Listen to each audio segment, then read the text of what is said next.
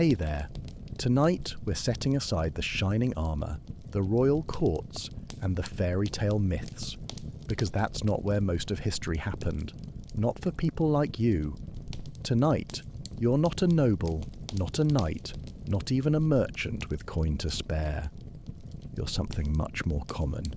You're a peasant. And tonight, you're going to live their life. Not for a week, not for a year, just for one long, aching day. From the first crack of light to the last breath before sleep, you'll walk their path. You'll feel the sting of cold air on your skin before the sun rises. You'll carry loads no one your size should be asked to carry. You'll swallow meals that barely count as food. You'll bury your pain, your hunger, your pride. And you'll do it all because there's no choice. For 17 chapters, you'll slip into the worn shoes of a medieval peasant. And by the end, you might understand why survival back then wasn't promised, even on the quietest of days. So if this kind of slow, quiet storytelling helps you drift off, or just calms your racing thoughts, feel free to like the video or subscribe for more. And if you're awake right now, let me know in the comments where you're listening from and what time it is where you are. I promise it's strangely comforting to see those little dots of light from around the world, all of us lying still at once. Now, pull the blanket up, dim your screen, and take a deep breath, because the cock's about to crow, and your brutal day is about to begin. Before the sun, you wake before light. Not because you want to, because someone kicked your foot. The barn is still half dark. The straw beneath you is cold and damp, and the air smells of old animals and mouldy hay. You blink, and for a moment, you think maybe it's too early. But no, there's movement. Shadows shuffling, grunts, groans. Everyone's getting up. The day is starting. Whether you're ready or not, your body protests. Every joint aches like it's been nailed in place overnight. Your back feels bruised. Your feet are stiff. You slept in the same clothes you wore yesterday and the day before that, and they cling to your skin like wet wool. You reach up and rub your eyes with fingers that still smell faintly of manure and smoke. A bucket of water waits outside. It's not for drinking, it's for splashing your face before the work begins. You step into the mud, still barefoot, and wince as the chill hits your skin. The first breath you take feels like swallowing frost. You splash your face, and it stings. You're awake now. Barely. The sun hasn't risen, but the sounds of animals have. You hear the bleat of goats, the restless shifting of pigs, the cluck of chickens from a coop that desperately needs mending. Somewhere, someone's already rattling tools in a wooden pail. Someone's coughing. Someone's muttering a prayer with chapped lips and a heart not quite in it. You don't speak. There's nothing to say. You just follow the others. The path to the fields is nothing but muck. Cold seeps through the soles of your feet. A chicken brushes past your leg, leaving a smear of something unpleasant across your ankle. Your stomach growls, but you know better than to hope for breakfast. Maybe later, if there's time. Your job this morning isn't glamorous. Not that it ever is. You're hauling dung to the outer field, again. The pile has grown since yesterday, warm and steaming like a wounded beast. You load the wheelbarrow with a half-rotted shovel, the handle slick with old grime. The wheel squeaks and complains the whole way out, and still the sun hasn't risen. It won't for another half hour. By the time it crests the horizon, you'll be sweating, your palms will be blistered, and you'll be wondering how you ever thought you could survive even one day of this. Because this is just the beginning. The blistered path to water. The bucket's heavy before you even fill it. It's wooden, bound with rusting iron rings, patched once with pitch, and it leaks just enough to make you curse under your breath. You hoist it with both hands, your fingers already raw from the morning's haul of muck, and begin the walk. The well isn't close. It never is. The path winds beyond the cottages, through churned mud and patches of frozen grass. You pass the same crooked fence, the same thistle-choked cartwheel, the same flock of geese that you like you've offended them. You keep going. Each step thuds through your soles. Your legs are already tired. You haven't eaten. Your breath fogs in the cold. And the thought of the return trip, carrying that bucket full, sits in your mind like a stone. You try not to think about it. You just walk. The well is old, stones worn smooth by hands and time. The pulley creaks like an old man's knees as you crank it. Down the rope goes, then a splash. You pause, wait, crank it back up. The water sloshes, heavy and dark, cold, pure if you're lucky. You heave it over the rim, fill your bucket, and just like that, the worst part begins. You lift. It's a slow, stupid walk back. Every step threatens to spill what you've worked for. Every jostle sends a trickle down your leg. The cold bites at your wrists, your knuckles, the side of your neck where sweat begins to form beneath your collar. And still, you walk. Past the geese again, honking now. Past the cart. Back to the village. You lower the bucket inside the cottage, trying not to let it clatter. That water will be used for everything. Washing, steeping herbs, maybe even cooking if you're lucky. It's precious, and you're not even thanked, because this is just water, and water doesn't win praise. It only wins blistered hands and another task waiting right after it. You step back outside, and the sun has barely cleared the rooftops. Smoke and salt in the communal kitchen. The door sticks as you push it open. You duck your head inside, and the smoke hits you first. Not the soft, pleasant kind that drifts from a hearth, but the thick, stinging haze of green wood and damp straw, burning badly in the big communal oven. Your eyes water before your hands even feel the heat. This is where the village cooks. Not every family has their own fire. Wood is precious, and chimneys are a luxury. So the community shares. One fire, one oven, one long blackened room. You've been here more times than you can count. But today, you're not just warming your fingers, you're tending the meat, or what's left of it. A salted hock of something.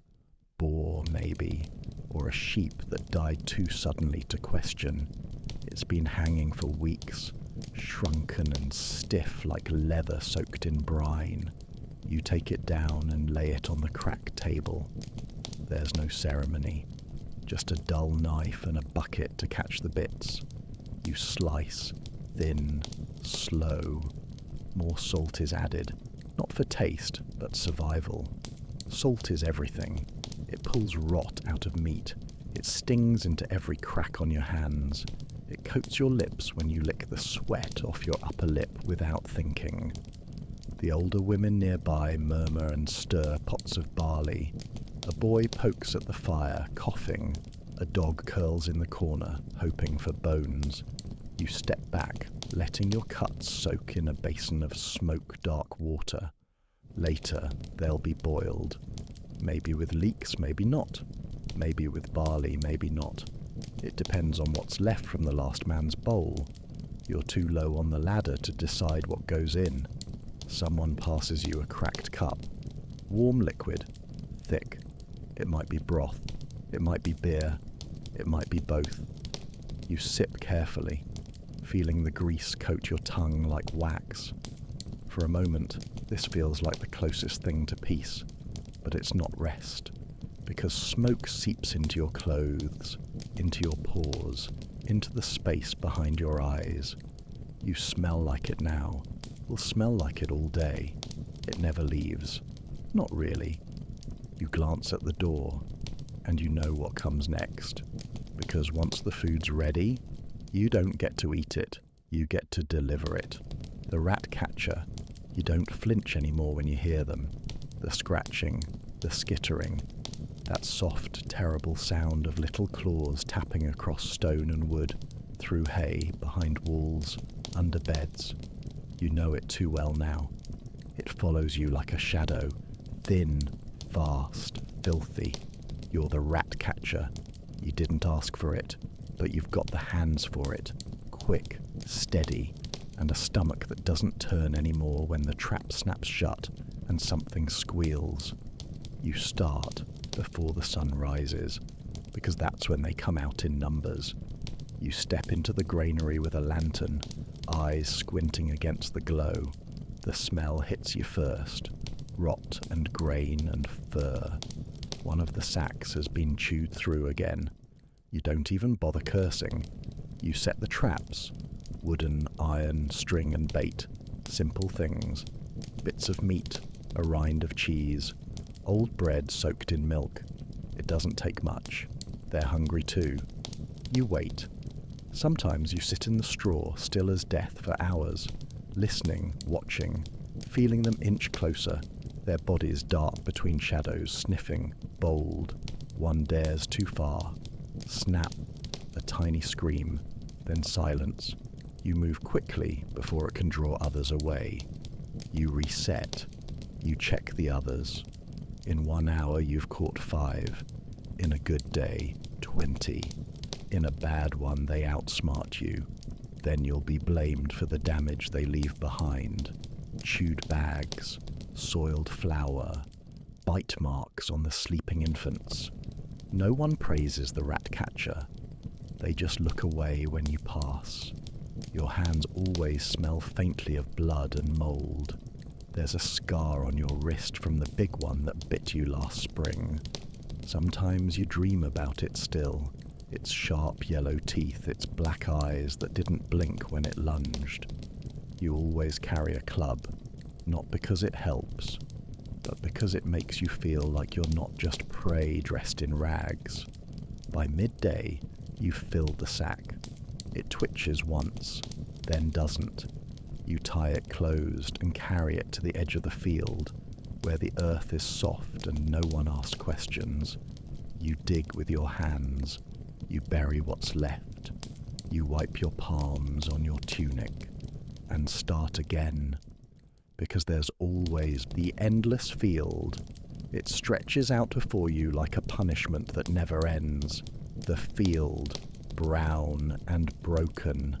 Not the soft, golden kind of harvest fields painted into noble tapestries. Number this one is rutted and stiff. Clumps of half-frozen soil cling to your boots like they want to keep you. Every step is work. Every breath another promise that you'll never be finished. You've got a hoe in your hand. Wooden handle. Iron head. Chipped. Your job today? Turn the earth. Again. You've done it before. You'll do it tomorrow. You'll do it when your fingers crack open from cold and the muscles in your back knot like rope. You bend, strike, pull, step, repeat. There's a rhythm to it, not a kind one, just something that keeps your mind from drifting too far. You can't afford to think too much, because if you do, you'll start wondering what this is all for. What will even grow in this patch of abused ground? Whether anything you plant today will survive the coming frost. Whether you'll be around long enough to eat any of it. You straighten up just once. Your spine protests. You look around. There are others out here too. Silent figures in the distance, bent like question marks. None of them wave. No one has the energy for pleasantries when their hands are in dirt and their lives are in someone else's control. A bird circles overhead. You envy it, just a little. Then, back down. Strike, pull, step. Again. Sometimes your fingers go numb. You welcome it, because the cold feels less cruel than the ache. But then you drop the hoe, and the numbness turns to sharp, urgent pain. You curse under your breath. Pick it up. Start again. There's no end in sight. Not because the field is endless, but because your part in it never ends. You're not the one who decides when the day is over. You're not the one who owns the soil. You just turn it, over and over, until someone tells you to stop. And even then, it's not really over. Lunch that isn't you. Hear the bell before you feel the hunger. A dull clang from somewhere near the chapel. Someone pulling the rope in short, tired bursts. It means midday. It means the sun is as high as it's going to get. It means stop what you're doing, but not for long. You drop your hoe and roll your shoulders. They creak like old hinges. You don't even bother brushing the dirt from your sleeves. What's the point? You'll be back in the field soon enough. You walk to the edge of the pasture, where a few others are already sitting in the slush of trampled grass. No one speaks. They just sit, legs bent like sticks, backs resting against whatever won't collapse. You reach into your satchel. It's not really yours. It's a shared cloth bundle. Inside, a crust of black bread, hard enough to knock teeth loose if you're not careful. You crack it open. There's a thin layer of something inside. Goose fat, maybe. Or just old drippings, scraped from the pan and saved from a richer man's table. You eat slowly, not because you want to savor it, because it hurts to chew. The crust rakes the roof of your mouth like stone. Your jaw aches, but your stomach welcomes it, and that's what matters. Someone near you unwraps a small turnip. Someone else has nothing. They just sit, swallowing spit, pretending they're not hungry. You don't offer yours, not because you're cruel, because you know it's not enough for two. Water is passed around, warm from the sun, a little cloudy, but better than nothing. You tilt the cup back and let it fill the hollow behind your teeth. Your body momentarily relaxes. This is your break. This, right here, with dirt on your knees and dry crust in your throat, is the luxury part of your day. 15 minutes if you're lucky, maybe 20. You close your eyes, just for a second, just to let the sun land on your face. But before your thoughts can float too far, someone stands, stretching, and you know what comes next. Back to the fields, back to the endless rhythm. Lunch is over, and you were never full. The itch of fleas and linen. You don't notice the itching at first. You're too focused on your feet, the bend in your back, the weight of the tools digging into your palms. But by mid-afternoon, when the sun has lost its mercy and your shirt clings wet to your ribs, you feel it, that little twitch beneath the collar. Then another behind your knee. Then again, this time at your waist, crawling like a whisper beneath the belt. Fleas. Not a surprise, just an old, familiar enemy. You shift in your tunic, trying not to scratch in front of the others. Everyone's pretending they're not itching too. But the little jerks, the sudden swipes at sleeves, the stiff rubbing of shoulders against wooden posts, they give it away. Your clothes are wool, rough, worn thin in the elbows, but somehow still thick enough to trap every crawling thing that lives in the thatch and straw. You sleep in these clothes, work in them, sweat through them. You can't afford to wash them more than once a week, if that. Beneath your shirt, your skin is red, raw in patches. You pull at the hem trying to air it out, but that only stirs them. Now they're biting. Sharp, tiny jabs, like someone's pricking you with a needle over and over. You remember last night, how you lay awake on the barn floor, eyes wide, waiting for sleep to come. But it never did. Not really. Just shallow rest, broken by itches and shifting straw. You thought about rolling outside, but the cold kept you in place. Now the fatigue is catching up. You blink slowly. Your hand slips once on the hoe handle, and the itching just gets worse. Not because there are more fleas, but because your body has finally slowed down just enough to feel everything again. The bites, the sweat, the heat, the rough seams of your tunic rub in the same spots raw, hour after hour after hour. You don't cry, you don't scream, you just scratch when no one's looking, because you know tonight they'll still be there, waiting. Prayers. You don't remember. The chapel bell rings again. 3 slow peals this time, late afternoon. Not quite evening, not quite done. You wipe your hands on your tunic. The dirt stays. You walk toward the church anyway. It's not grand, not like the ones painted in books or whispered about by travellers. This one is small, damp, built of stone and patched wood, its roof sagging like an old spine. The door sticks. The benches inside creak like they've forgotten what silence is supposed to sound like. You sit near the back, not by choice, because the front is reserved for those with coin, names, or clean shoes. You smell wax and mildew. You feel the cold through your soles. A draft snakes across the floor, wrapping around your ankles like wet string. The priest mumbles something. You don't really hear it. You try to focus, but your knees ache, and the blister on your heel has begun to pulse. You try to make the sign of the cross, but do it out of order. You try to recite the Latin, but mouth the wrong syllables. You were taught these prayers once, but learning doesn't stick when you're starving. The people around you bow their heads. Some mutter along. One woman near the front sobs softly into her sleeve. You don't ask why. You don't need to. Everyone here has their own reasons. Hunger, death, a cow that won't calve, a child who won't wake. You look up.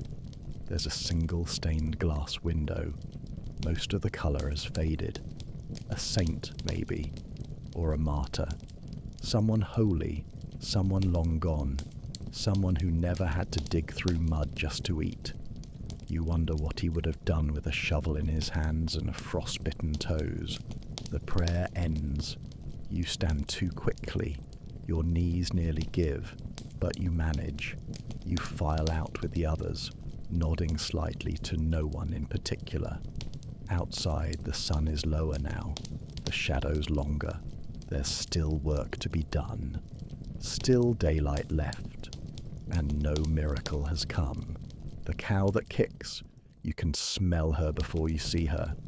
The sour scent of old hay, wet earth and something deeper, beast sweat and dung and stale milk. You step into the lean-to behind the barn and find her waiting, head low, breath steaming in short puffs through flared nostrils. She watches you.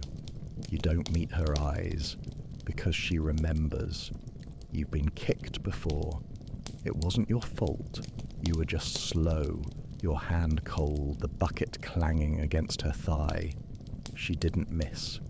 You limped for a week, and your ribs ached like you'd been caught in a landslide. No one cared. Just a cow doing what cows do. But tonight, it's your turn again.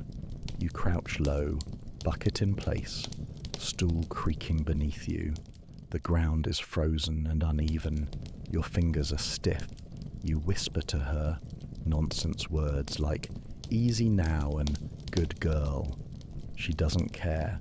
She flicks her tail once lazily, slapping your face with half-dried muck. You breathe through it. You press your forehead briefly against her warm flank and begin. Milk doesn't come easily. You squeeze, coax, pray with your fingers. The first few squirts hit the bottom of the wooden bucket loud, sharp, then a rhythm builds. She shifts slightly. You pause, then continue. You count your breaths. You count the streaks of milk. You count the seconds until the next kick, because it always comes. And when it does, it's sudden. Bone against bone. A blur of hoof and heat and pain. Your shoulder catches the edge of her kick this time, not your chest. You yelp without meaning to. The bucket tips, half full, now half spilled. You bite your lip, not from pain, but because crying would be useless. You steady the bucket. Try again. She snorts. You finish with shaking hands, barely enough milk for the house and even less pride. You stand, stretch your back. Your shirt clings to you, damp where she kicked, wet where the milk splashed. You wipe your palms on your tunic and whisper something under your breath. Not a curse, not quite a prayer, just a breath too tired to be anything else. You walk back across the yard, bucket in hand, shoulder throbbing, and the sun slips lower behind the trees. Still not night, still not done. The bread that breaks your teeth. You sit by the fire. Not your fire. It belongs to the house, the family you work for, the one with thicker walls and fewer fleas. You're allowed in the corner, far enough not to share warmth, close enough to hear the crunch of their supper. You wait until they've finished. Then the maid gestures. You step forward and she passes you a heel of bread. Dark, dry, and hard enough to be mistaken for carved wood. No butter, no spread, not even a smear of drippings. Just bread. You nod in thanks, though she doesn't look at you. You return to your corner. You bite. It cracks beneath your teeth with the sharp snap of old grain and bits of grit. You've heard it said that some millers cut their flour with ground-up pebbles to stretch it. You never knew if that was true, but tonight it feels like it. You chew slowly, carefully. Your gums throb. A piece of crust scrapes the roof of your mouth. You shift it with your tongue and wince as it presses against a sore spot left from the last time. You've lost a tooth before, not from age, from this. Bread. You dip it into your tin cup, letting it soak in the milk you fought for earlier. The warmth softens it slightly, but not much. You're hungry enough not to care. It goes down like a stone. This is dinner. This is reward. The family laughs behind you, someone refilling a goblet, a child licking her fingers from a pie you didn't even smell. You don't look. It's easier not to. You chew the last bite, swallow, and sit still. Your stomach growls again anyway. You ignore it, because even hunger can't argue with a mouth that hurts too much to chew. You lick your fingers, wipe them on your tunic, and wait. The fire pops. The night begins to press against the windows, and soon they'll send you back out. The bucket you'll carry all night. They hand it to you at the door. No instructions, no thanks. Just a nod and a wooden pail sloshing quietly with its contents. You know what it's for. You always know. No one gives you a bucket at night unless something's gonna die or be born. Tonight, it's both. You step out into the dark, the cold curling under your collar like a worm. The path is barely visible, lit only by the pale spill of moonlight through low clouds. You follow it, bucket swinging gently in your hand, your steps careful. You're headed to the widow's cottage. She's been sick. Everyone knows it. Fevered and trembling, muttering things about saints and shadows, too weak to rise from her cot. Her daughter came for help before sunset, and the Lord's house decided to be generous, for once. That means you, the bucket, and whatever's inside. It smells faintly of herbs, a tonic, thin as soup, dark as soil. It might help, it might not, but it's warm, and that's something. You press the lid down tighter and keep walking. The cottage appears like a shadow against the trees. No light inside. You knock. The door opens, creaking like everything else in this place. The daughter lets you in. Her face is hollow. You nod once, and she says nothing. She just points to the back room. It's warm in there, but wrong. The heat isn't from fire, it's from the body. The woman on the bed is pale and slick with sweat. Her eyes roll beneath closed lids. Her breath is a rattle. You kneel. You lift her head with one hand, steady the bucket with the other. The daughter helps. Together, you coax a few sips between her lips. They dribble back out, but you keep trying. It's not about saving her. It's about trying. Because if she dies while you're here, you'll have to help with the body. You'll have to carry it, or wash it, or dig. So you keep feeding her the tonic, until the bucket is light, until your knees are stiff, until the daughter whispers, "She's sleeping." You both know that's not true, but you nod anyway. You stand, leave the bucket behind, and walk back into the night. Your hands smell like fever. Your boots are soaked with something you don't want to name, and it's not even midnight. The sleepless cold of the barn. You push the barn door open with your shoulder. It groans like an old man, then gives way. Inside, the dark folds around you, thicker than outside, deeper, like something waiting to swallow the shape of you whole. The scent hits you right away. Hay, dung, dust, and something slightly rotten. This is home, at least for tonight. You find your spot in the corner, between the stacked kindling and the barrel that always leaks. The straw is thin. You can feel the packed earth beneath it, cold and unforgiving. There's a blanket here, stiff, rough, and shared by too many bodies. You pull it around yourself anyway. Others are already inside, curled figures, motionless but awake. You hear the coughs, the teeth clicking, someone muttering to themselves in a dream. No one speaks. There's nothing worth saying. You lay down slowly. Your shoulder still aches from the cow's kick. Your hands are cracked and caked with dried milk and blood. The back of your neck burns from sun, then freezes again in the breeze seeping through the roof. You close your eyes, and still, sleep doesn't come. Not fully, because the cold isn't gentle. It's a quiet kind of violence, seeping in under your shirt, numbing your feet, finding the raw place on your elbow, and settling there like a hungry insect. You shift, turn, try your other side. The itch from the fleas begins again.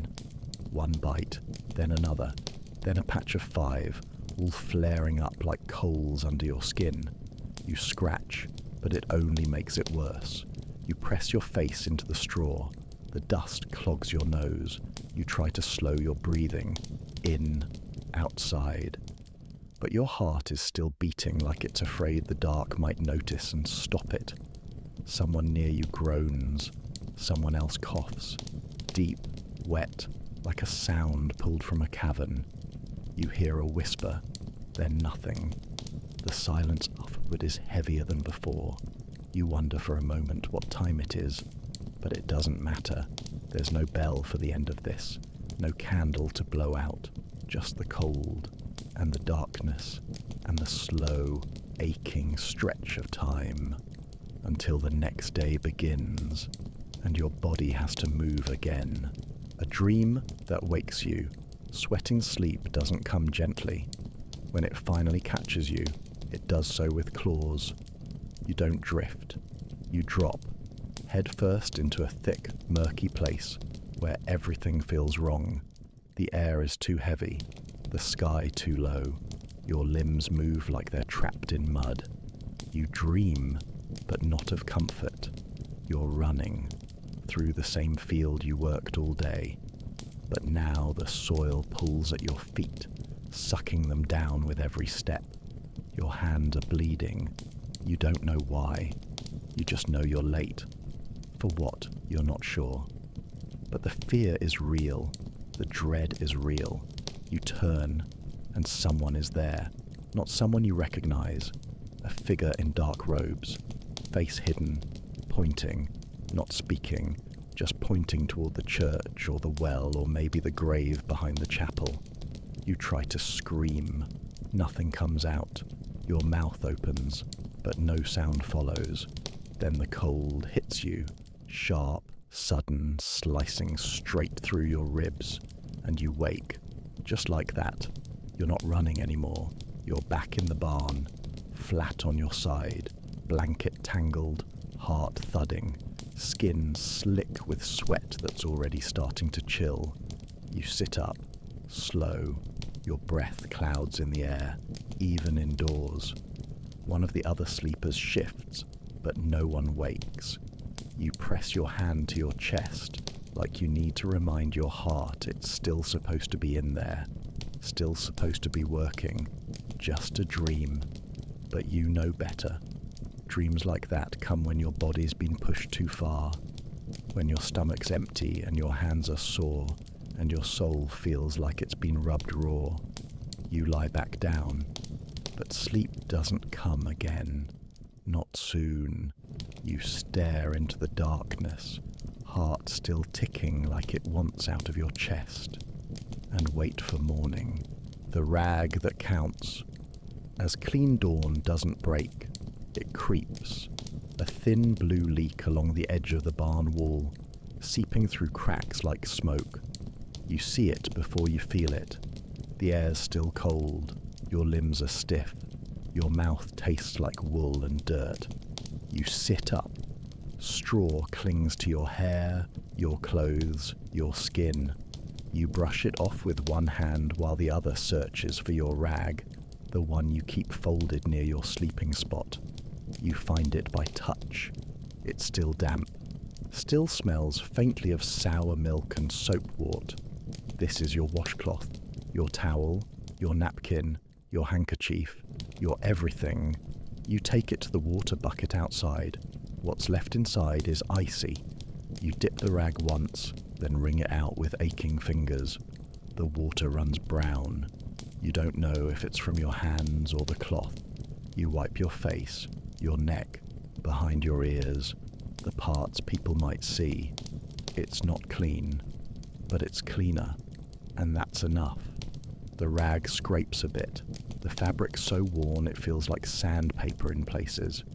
You wipe the sweat from your underarms, the dirt from your wrists, the crust from the corner of your eye. This is your morning. No bath, no soap, no warm towel. Just a square of cloth you've used for too many weeks without washing. Someone passes by behind you. They nod. They're doing the same.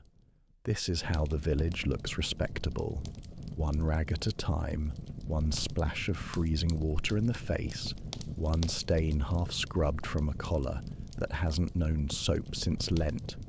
You hang the rag to dry. It won't, but it's the gesture that counts.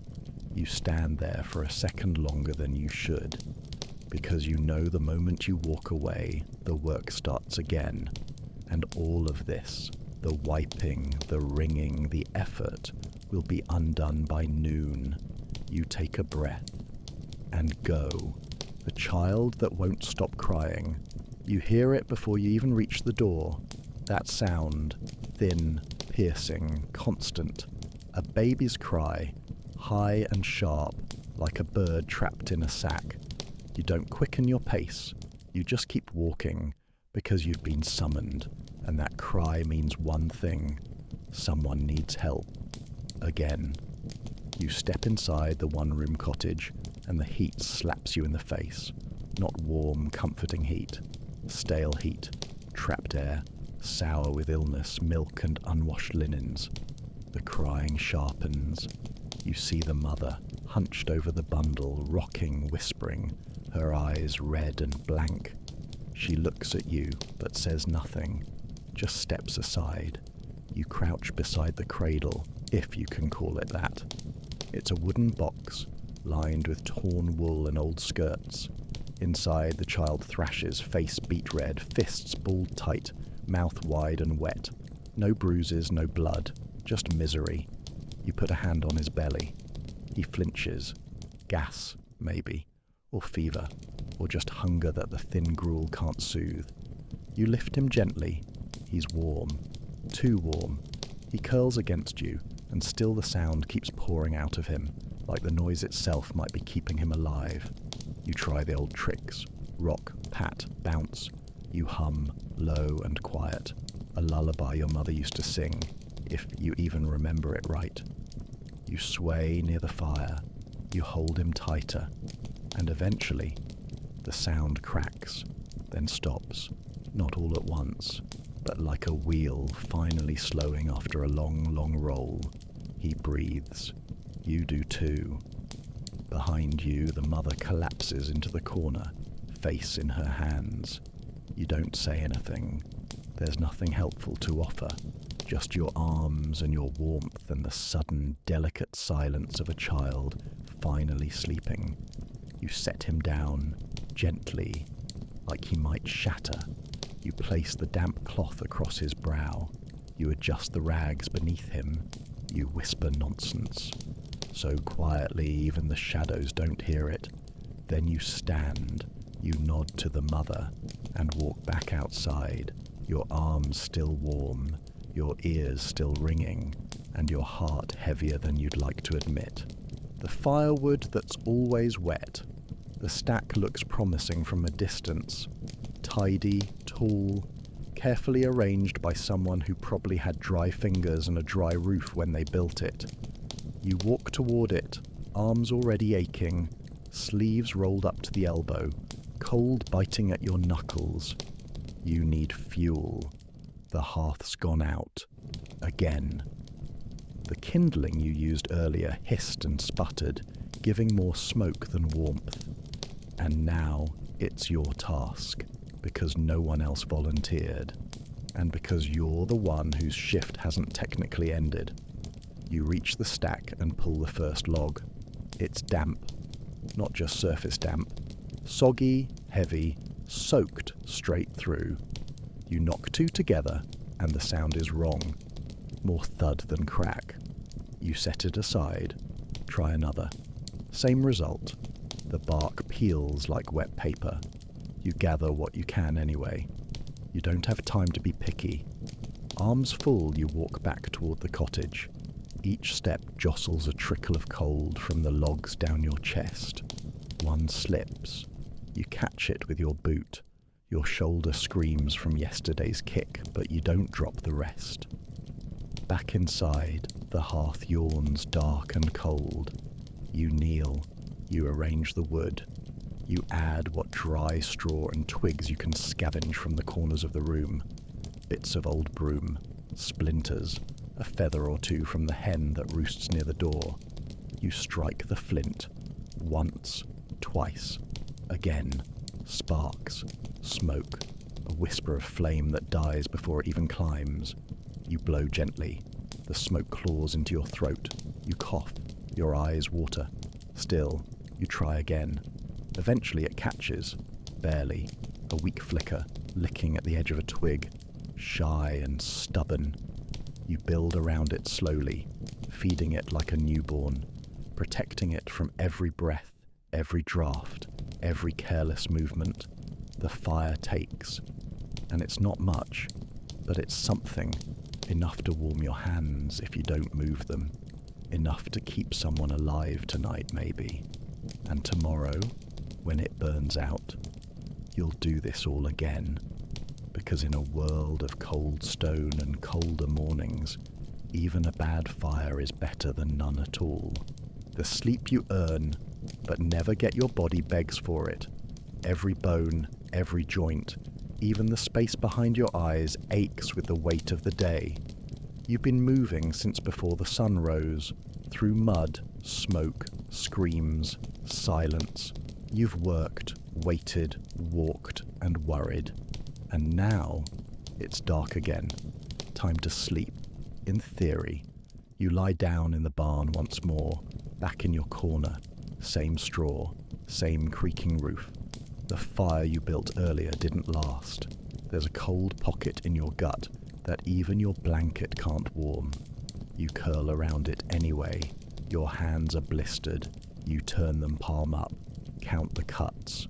One for the hoe, one from the pail, one from that knife in the kitchen that's never been properly sharpened. You pull your hands under your chin, tuck your knees in, try to make yourself smaller, and wait. Sleep doesn't come. Not yet. Your body is ready. But your mind is still running. It replays every task, every mistake. That bucket you spilled, the cow that almost kicked, the moment the Lord looked at you and didn't speak. Was that good or worse? You think about the baby, the widow, the sound of the chapel bell, the taste of bread too hard to swallow, and still you don't sleep because your blanket is thin, because someone nearby is snoring, because your teeth hurt, because you know that even when you close your eyes, dreams aren't always kind. You shift, the straw crunches, your back stings where the tunic rubbed your skin raw. You stare into the dark and tell yourself you must sleep. You have to. There's more work tomorrow, always more, and your body will fall apart if it doesn't rest. But your body doesn't get to decide. Not really. Eventually your thoughts blur, your breathing slows, your limbs loosen, but it's not sleep. Not fully. Just the space between waking and forgetting. You drift there, hover, suspended, waiting for the rooster, waiting for the next ache, waiting for tomorrow to drag you up again, and ask, without words, if you're ready. The rooster that lies, it comes too soon, that sound, sharp, ugly, triumphant, the rooster. He crows like he's proud of himself, like his voice is the fire that lights the sun, like he alone controls when the world must rise and move and ache again. And maybe he does, because you hear it and your body answers, your eyes open. You didn't sleep. Not really. Just drifted along the edge of something softer, pulled back every time by the cold or the cough or the whisper of another nightmare. But the rooster doesn't care. He screams again, louder this time from the fence post outside the barn. You sit up. Your spine protests. Your fingers don't want to bend. Your feet feel like someone tied stones to them in the night. But you stand anyway, because that's what's required. Not asked, not requested. Required. You step outside. The grass is wet with dew. The air bites harder than yesterday. Your tunic is damp and your shoulders are stiff. The rooster flaps once, watching you like he knows exactly what he's done. You hate him, not truly, but enough, because his cry means it starts again. Everything, the hoe, the child, the pail, the bread, the field, the fleas, the firewood, the chapel, the ache. You stretch your arms over your head and let the cold rush under your sleeves. You shiver, not from fear, just from being alive. The rooster crows a third time. You nod and start walking, because in this life there are no endings, only mornings. And now the sun has set again. You made it, somehow. You crawl through a day that asked for more than you had and gave back less than you needed. You hauled, you scratched, you endured, and you did it all without thanks, without comfort, without even the promise of tomorrow being any better than today. But that's what life was, for millions, every single day, and somehow they kept going. They got up when the rooster lied, they worked when their bodies screamed, they slept with fleas in their clothes and cold in their bones. They fed the fires, carried the buckets, buried the children, and still they hoped for another day. You lived that, just for a moment, just for one quiet, sleepless night. So now, let yourself rest. Really rest. Feel the softness of your pillow, the stillness of your room, the quiet hum of modern life all around you, keeping the dark at bay. And remember, you don't have to wake up and carry firewood tomorrow. You don't have to hoe frozen fields. You don't have to beg the bread not to break your teeth. You get to breathe, warm, safe, free. If this story brought you peace tonight, leave a little light in the comments. Just a word, an emoji, or the time you finally drifted off. Let others see the quiet little constellation of sleepers spread across the world. Until next time, friend, sleep well, and may your dreams be softer than straw.